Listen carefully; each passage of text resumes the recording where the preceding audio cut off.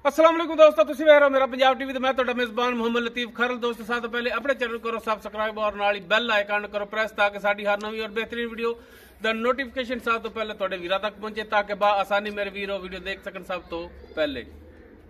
दोस्तों रोजाना तराजी तुहाडा वीर तुहाडे वास्ते बिल्कुल ताज़ा सूई गाय माशाल्लाह पिछे क्रास ही वच्छी उस दी वीडियो लैके हाजिर है। इंशाल्लाह उम्मीद करांगे वीरां साडी अज दी वीडियो पसंद आवेगी और इंशाल्लाह जिहड़ी वीरां नूं गाय दिखावांगे वो भी पसंद आवेगी। लोकेशन साडी तहसील आरीवाला जिला पाकपतन शरीफ आरीवाला तकरीबन 10 तो 12 किलोमीटर के फासले ते असीं इस टाइम मौजूद हाँ। गाय वीरां दिखाने बाकी गल्लां जिहड़ियां करांगे मालकां नाल, गारंटियां तसल्लियां लांगे मालकां तो। ते जनाब करो कैमरे की नज़र गाय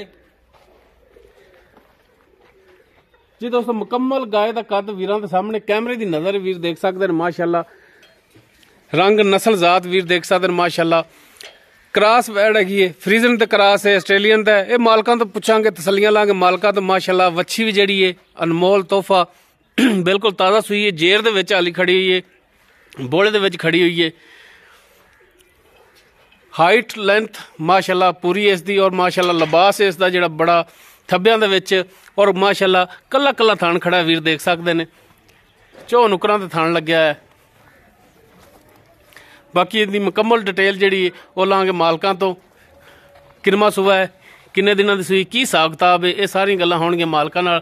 वीर देख सकते हैं बैनी वाली साइड ते बिल्कुल छोटा जिहा बच्चा, लेकिन मालक कहते हैं कि बिल्कुल इहदी धार नहीं तो वैसे आमनी भी नहीं चाहिए क्योंकि है ही अद्धी इंच का और बरीक जिहा है। जनाब माड़ा छड़ के टोर के दिखाया जी।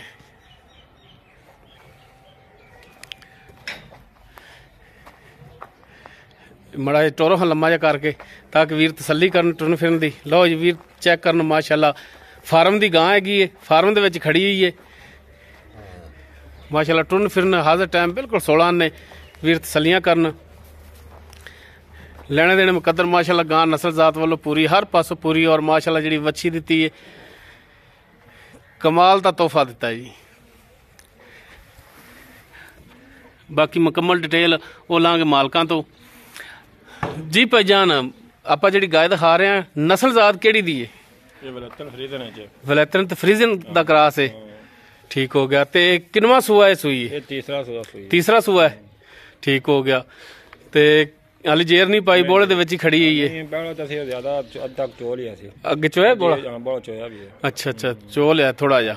ठीक है। बच्चे ने पवाया है? बच्चे ने पवाया ना उनदे पसम ही इन्होंने चोया सी। अच्छा ते अब तजुर्बा वे सौखे बैठा नहीं जांदा सी। सही हो गया। बहुत आदी चड्डा।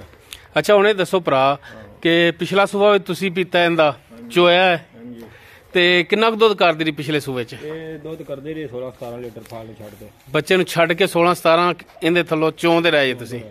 ठीक हो गया। ते थणा वालों दसो कि तुसी हुण पिछला सूबा तो चलो पीता है, हुण भी तुसी चोई है ते हुण फार नहीं कोई कुछ नहीं, बिल्कुल दार मोटी दार, कोई छट्टा फार गंड मरोड़ी कोणी बिल्कुल 16 ने। बच्चे नु अगे करके बंद यार पिछे बिल्कुल दाने दा।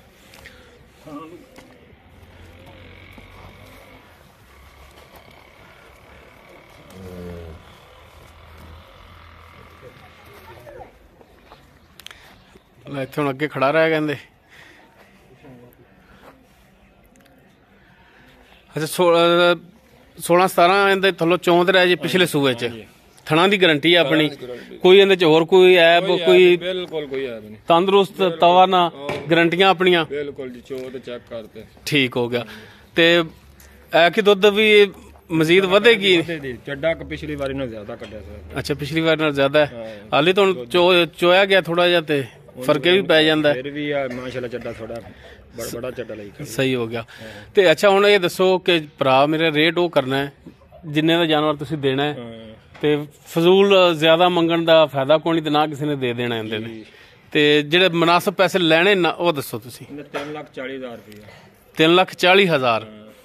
इस 3,40,000 दे विचों कोई प्यार मुहब्बत करोगे? वो प्यार मुहब्बत कर ले सर।